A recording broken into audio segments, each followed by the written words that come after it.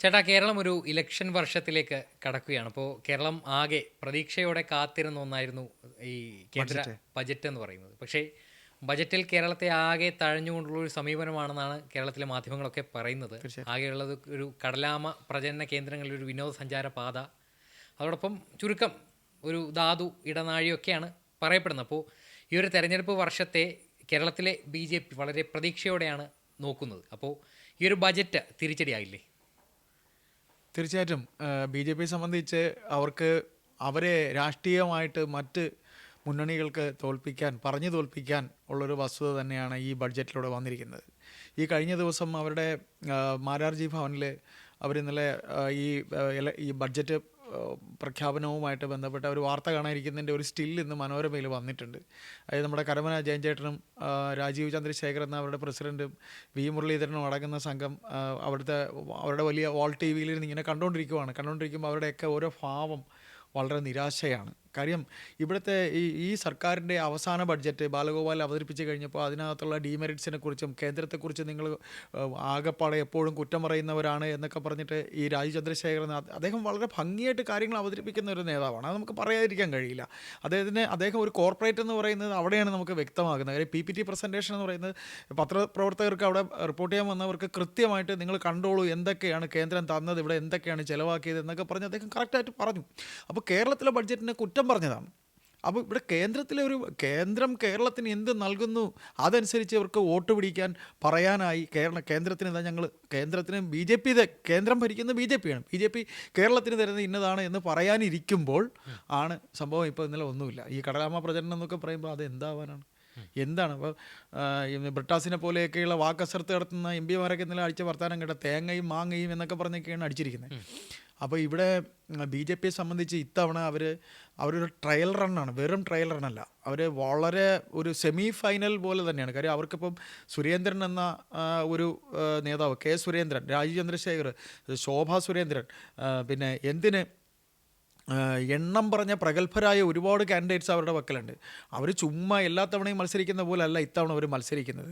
രാജീവ് ചന്ദ്രശേഖരനെ എന്തുകൊണ്ട് അമിത്ഷാ അടങ്ങുന്ന BJPയുടെ കേന്ദ്ര നേതൃത്വം കേരളത്തിലേക്ക് അവതരിപ്പിച്ചു എന്ന് ചോദിച്ചു കഴിഞ്ഞാൽ വ്യക്തമായ പ്ലാനുണ്ട്.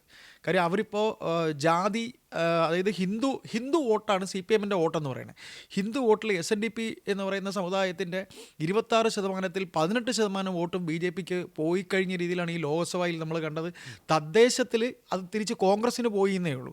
പക്ഷേ വ്യക്തമായ പ്ലാൻ അവർക്കുണ്ട്. അപ്പോൾ അങ്ങനെ പ്ലാനൊക്കെ ഇട്ട് ഇരിക്കുമ്പോഴത്തേക്ക് കേന്ദ്രം ഇങ്ങനെ ഒന്നും കൊടുക്കാത്തൊരവസ്ഥ വരുമ്പോൾ ശരിക്കും അവരുടെ വാങ്ങൂടി കെട്ടിയതുപോലെ. കാര്യം ഇവിടെ രാഷ്ട്രീയം സംസാരിക്കാൻ CPMകാരെ ആരും പഠിപ്പിക്കേണ്ട കാര്യമില്ല. പ്രത്യേകിച്ച് MV ഗോവിന്ദനെ പോലെ പിന്നെ ബഹുമാനപ്പെട്ട മുഖ്യമന്ത്രി പിണറായി വിജയനെ പോലുള്ള ആൾക്കാരെ സംബന്ധിച്ച് അവർക്ക് സംസാരിക്കാൻ പ്രത്യേകിച്ച് ഒരു കാര്യമില്ല. അവർ ഇത് തന്നെ പറയും, ബഡ്ജറ്റിൽ നിങ്ങൾക്ക് എന്ത് തന്നു? ഒരു കടലാമ പ്രജനനമാണോ നിങ്ങൾക്ക് തന്നത്? ഇവരാണോ നിങ്ങൾക്ക് ഇനി വാരിക്കോരി തരാൻ പോകുന്നത്? എന്തുകൊണ്ട് തുടക്കത്തിൽ അഭിഷേക് ചോദിച്ച പോലെ ഒരു ഇലക്ഷൻ വർഷത്തിൽ ഇപ്പോൾ കേരളം കഴിഞ്ഞാൽ അടുത്ത വരാൻ പോകുന്നത് തമിഴ്നാടാണ്. തമിഴ്നാട് കഴിഞ്ഞാൽ അടുത്ത വരാൻ പോകുന്നത് പിന്നെ ബംഗാൾ വരുന്നുണ്ട് അല്ലേ? 5 സ്റ്റേറ്റുകളിൽ അങ്ങോട്ട് തിരഞ്ഞെടുപ്പാണ് വരാൻ പോകുന്നത്. ഈ 5 സ്റ്റേറ്റുകളിലെ തിരഞ്ഞെടുപ്പിലും മുൻകൂട്ടി കാണാതെ എന്താണ് ഇവർ ചെയ്തത് എന്നൊരു സംശയം ഉണ്ടാകുന്നുണ്ട്. അപ്പോൾ നമുക്ക് സ്വാഭാവികമായി ഉണ്ടാകുന്നൊരു സംശയം, ഈ കേരളത്തിലെ നേതാക്കൾ അയ്യോ ഒന്നും കിട്ടിയില്ലല്ലോ എന്ന് പറയുമ്പോൾ കേരളത്തെ BJP അത്ര കണ്ട് കാണുന്നില്ല എന്ന സംശയം തോന്നുന്നുണ്ടോ? അല്ലെ, കേന്ദ്ര ബജറ്റിൻ്റെ പ്രഖ്യാപനത്തിന് മുൻപ് തന്നെ കഴിഞ്ഞ കുറേ നാളുകളായി കേന്ദ്രമന്ത്രിയായിട്ടുള്ള സുരേഷ് ഗോപി അദ്ദേഹത്തിൻ്റെ ഒരു പ്രസ്താവന നിരന്തരം എയിംസുമായിട്ട് ബന്ധപ്പെട്ട് കറക്റ്റാ, അത് ഞാൻ പറയാൻ വിട്ടുപോയി. All India medical science. അപ്പോൾ ഇത് കേരളത്തിൽ എവിടെ വരും, അടുത്തൊരു ബജറ്റിൽ വരുമെന്ന് നിരന്തരം പറഞ്ഞുകൊണ്ടിരിക്കുകയല്ലാതെ അത്തരമൊരു പ്രഖ്യാപനം കേന്ദ്ര ബജറ്റിൽ ഉണ്ടായിരുന്നില്ല. പക്ഷേ ഈ ഒരു തെരഞ്ഞെടുപ്പ് വർഷത്തിൽ അവർ എയിംസ് വരികയാണെങ്കിൽ അത് BJPക്ക് ഉണ്ടാക്കുന്ന ഇമ്പാക്റ്റ് വളരെ നേട്ടമായിരുന്നു. അതെ. പക്ഷെ ഇപ്പോൾ സുരേഷ് ഗോപി പോലും പരിഹാസ്യനായാണ് ഈ സൈബർ ഇടങ്ങളിൽ അവതരിപ്പിക്കപ്പെടുന്നത്. കാരണം ഈ നാഴികയ്ക്ക് 40 വട്ടം കേരളത്തിൽ ആലപ്പുഴയിൽ വരും, തൃശ്ശൂരിൽ വരും, അതല്ലെങ്കിൽ ഇവിടെ വരാൻ സമ്മതിച്ചില്ലെങ്കിൽ എന്നൊക്കെ പറയുമ്പോൾ അദ്ദേഹത്തിന്റെ മുൻകാല പരാമർശങ്ങളൊക്കെ ഇപ്പോൾ പരിഹാസ്യമാവുകയാണ്, ട്രോളാവുകയാണ്. അതെ. പക്ഷെ അങ്ങനെയൊന്നും വന്നിരുന്നുവെങ്കിൽ BJPക്ക് ഒരു എനർജി ബൂസ്റ്റ് ആയിരുന്നു. അല്ല, അപ്പോഴേ ഈ ഒരു ഇലക്ഷൻ അടുത്ത് വരുമ്പോൾ മുദ്രാവാക്യം പറയുന്ന പോലെയുള്ള ബഡ്ജറ്റ് ആണ് എല്ലാവരും പ്രതീക്ഷിച്ചത്. ഒരു സംസ്ഥാനങ്ങളിലെ ഇലക്ഷൻ വരുമ്പോൾ മുദ്രാവാക്യ ബഡ്ജറ്റ് എന്നായിരുന്നു എല്ലാവരും പ്രതീക്ഷിച്ചത്. പക്ഷേ അതിൽ നിന്ന് മാറി ഒരു അടവ് നയമാണ് കേന്ദ്രം എടുത്തിരിക്കുന്നത്. അപ്പോൾ അവർ ഈ പറയുന്ന പോലെ ദീർഘവീക്ഷണം ഇതിനകത്ത് കണ്ടിട്ടുണ്ടാകുമെന്നുള്ള. അപ്പോൾ ആ ദീർഘവീക്ഷണത്തിൽ കേരളം പെടുന്നില്ലേ? കേരളം BJPക്ക് കിട്ടില്ല എന്നുള്ളതുകൊണ്ടാണോ കേരളത്തെ അങ്ങ് പാടെ അവഗണിച്ചത്? അങ്ങനെ ഒരു തോന്നൽ നമുക്ക് ഉണ്ടാകുന്ന സ്വാഭാവികമല്ലേ?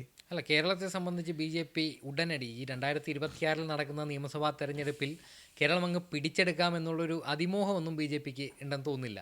പകരം അവർ പ്രതീക്ഷിക്കുന്നത് പടിപടിയായി വന്ന് അടുത്തൊരു 5 വർഷം കഴിഞ്ഞുള്ള തെരഞ്ഞെടുപ്പിന് ശേഷം വരുന്ന ഏകദേശം 2030 കഴിഞ്ഞുള്ള ഒരു കാലഘട്ടത്തിലൊരു കേരളത്തിലൊരു ഭരണം പിടിക്കാമെന്നായിരിക്കും ഒരുപക്ഷെ അവർ പ്രതീക്ഷിക്കുന്നത്. അതിനിപ്പോൾ 31 ഒരു മുന്നേ കാണുന്നത്. 31 ആയിരിക്കും.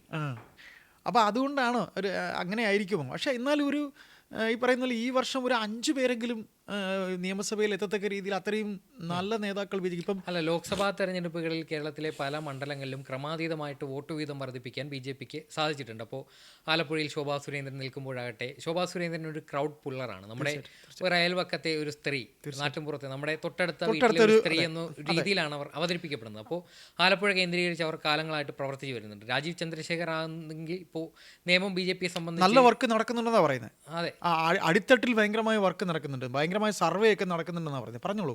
അതെ, മഞ്ചേശ്വരത്ത് കെ സുരേന്ദ്രൻ നിൽക്കുകയാണെങ്കിൽ തീർച്ചയായിട്ടും അവരുടെ ഒരു വിജയം സാധ്യമാകുന്ന രീതിയിലേക്ക് BJPക്ക് സാധ്യതയുണ്ട്. അപ്പോൾ ഈ ഒരു 3 മണ്ഡലങ്ങൾ കേന്ദ്രീകരിച്ച്, അതോടൊപ്പം തന്നെ ആലപ്പുഴയിലെ പല പ്രദേശങ്ങൾ, ഇപ്പോൾ പല പഞ്ചായത്തുകളും BJP പിടിച്ചെടുക്കുന്ന സാഹചര്യങ്ങൾ ഉണ്ടായിട്ടുണ്ട്. അപ്പോൾ ആ ഒരു മേഖലകളിലെല്ലാം ഒരു 34 സീറ്റുകൾ കേരള നിയമസഭയിൽ പിടിക്കുക എന്നൊരു അതിമോഹമാണ്. പക്ഷേ ചുരുക്കം ചില ഒരു 5 സീറ്റെങ്കിലും അവർ പ്രതീക്ഷിക്കുന്നുണ്ട്. അതിൽ അങ്ങേറ്റം പോയാൽ 5-ൽ തന്നെ നമ്മൾ ഫിൽട്ടർ ചെയ്താൽ ഒരു 2 സീറ്റെങ്കിലും കിട്ടുമെന്ന് കരുതാം അല്ലേ? അതെ.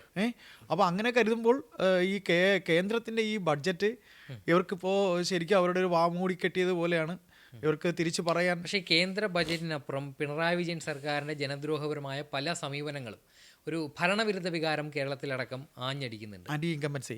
അതെ, അത് കേരളത്തിൽ കൃത്യമായിട്ടുണ്ട്. പകരം വരുന്ന UDF-ലാകട്ടെ പലതരത്തിലുള്ള ഗ്രൂപ്പ് തർക്കങ്ങൾ ഇപ്പോൾ തന്നെ ഉച്ചസ്ഥായിയിൽ. സ്ഥാനാർത്ഥി നിർണയവുമായി ബന്ധപ്പെട്ട്. അതെ, ഇപ്പോൾ ഇലക്ഷൻ പ്രഖ്യാപിക്കപ്പെട്ടിട്ടില്ല, അപ്പോഴേക്കും സ്ഥാനാർത്ഥി നിർണയത്തിന് അടി തുടങ്ങുന്നൊരു സാഹചര്യം കോൺഗ്രസിൻ്റെ പല കാലത്തും ഉണ്ടായിട്ടുണ്ട്. അപ്പോൾ കോൺഗ്രസിൻ്റെ അത്തരമൊരു ദുർബലമായ സംഘടനാവസ്ഥയിൽ BJP ഒരു ബദലായിട്ട് കേരളത്തിലെ ജനങ്ങൾ സ്വീകരിക്കാനായിട്ട് തീർച്ചയായിട്ടും സാധ്യതയുണ്ട്. പക്ഷേ ഭരണം പിടിക്കുന്ന തരത്തിലേക്ക് അവരുടെ സീറ്റുകൾ വർദ്ധിപ്പിക്കാൻ BJPക്ക് ഇക്കുറി സാധിക്കില്ല.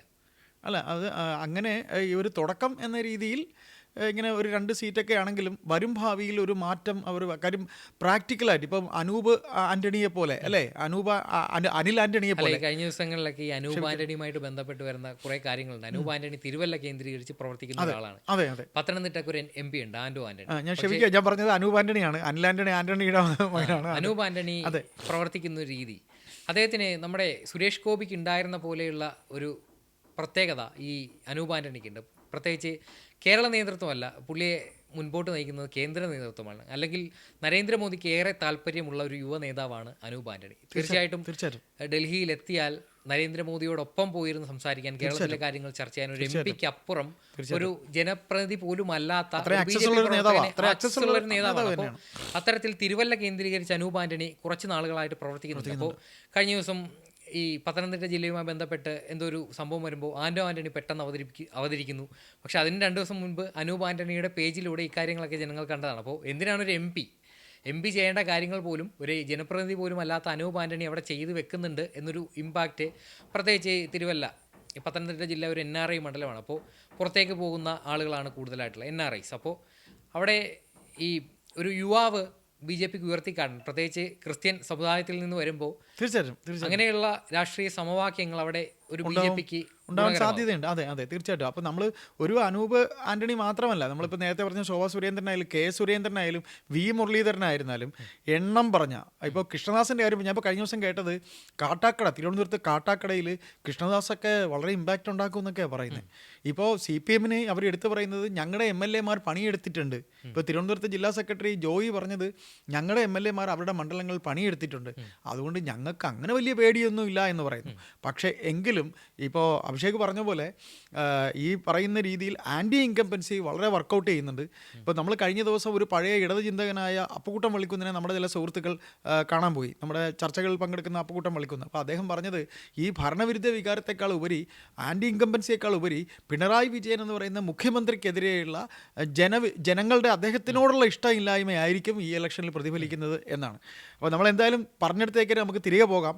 ബഡ്ജറ്റിൽ കേരളത്തിലെ കണ്ടില്ല എന്ന് രാഷ്ട്രീയ എതിരാളികൾ BJPയെ പറയുമ്പോഴും കേരളത്തിൻ്റെ ഭരണത്തിൽ എടുത്തു പറയത്തക്ക നിരവധി ആരോപണങ്ങൾ പക്ഷേ ഇതിനെല്ലാം അപ്പുറം ചേട്ടാ, കേരളത്തിൽ നടക്കുന്ന വികസന പ്രവർത്തനങ്ങൾ ഒരുപാടുണ്ട്. ഈ കേന്ദ്രത്തിന്റെ നേതൃത്വത്തിൽ കൊണ്ടുവന്നിരിക്കുന്ന കുറെ വികസന പദ്ധതി, ദേശീയപാത വികസനം കേരളത്തിൽ തിരുവനന്തപുരം മുതൽ കാസർഗോഡ് വരെ വലിയ വിപുലമായ, കേരളം ഇന്നുവരെ കണ്ടിട്ടില്ലാത്ത തരത്തിലുള്ള ദേശീയപാത ഉപരിതല ഗതാഗത വികസനമാണ് കേരളത്തിലാകെ നടന്നുകൊണ്ടിരിക്കുന്നത്. അതോടൊപ്പം തന്നെ പല പ്രോജക്റ്റുകൾ ഇപ്പോഴും പ്രഖ്യാപനം, പ്രത്യേകിച്ച് ഈ കഴിഞ്ഞ ദിവസം ഒരു ശ്രീധരനുമായി ബന്ധപ്പെട്ട ഒരു അതിവേഗ റെയിൽപാത, അതിന് ഈ ബജറ്റിൽ ഒരു സ്ഥാനം ഉണ്ടാകുമെന്ന് കരുതിയതാണ്. പക്ഷേ അങ്ങനെയൊന്നും ഉണ്ടായില്ല. പക്ഷേ അതിനൊരു ഇപ്പോൾ അതിൻ്റെ ഒരു രൂപരേഖ തയ്യാറാക്കാനുള്ള അന്തിമ DPR തയ്യാറാക്കുന്ന ഘട്ടത്തിലാണ്. അപ്പോൾ തീർച്ചയായിട്ടും ഇനിയും സമയമുണ്ട്.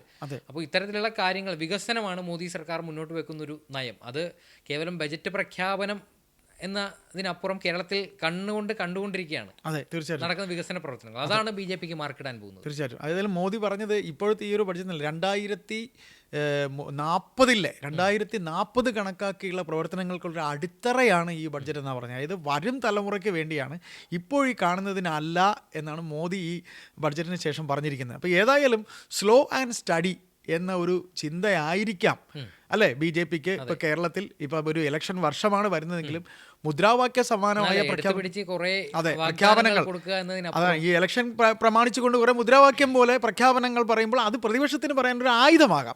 ആ ആയുധം സ്വയം ഇട്ടുകൊടുക്കണ്ട എന്ന് കരുതിയിട്ടാകാം ഇങ്ങനെ ഒരു ബുദ്ധിപൂർവമായ ഒരു ഗെയിം കളിച്ചത് എന്ന് തന്നെ നമുക്ക് കരുതാം.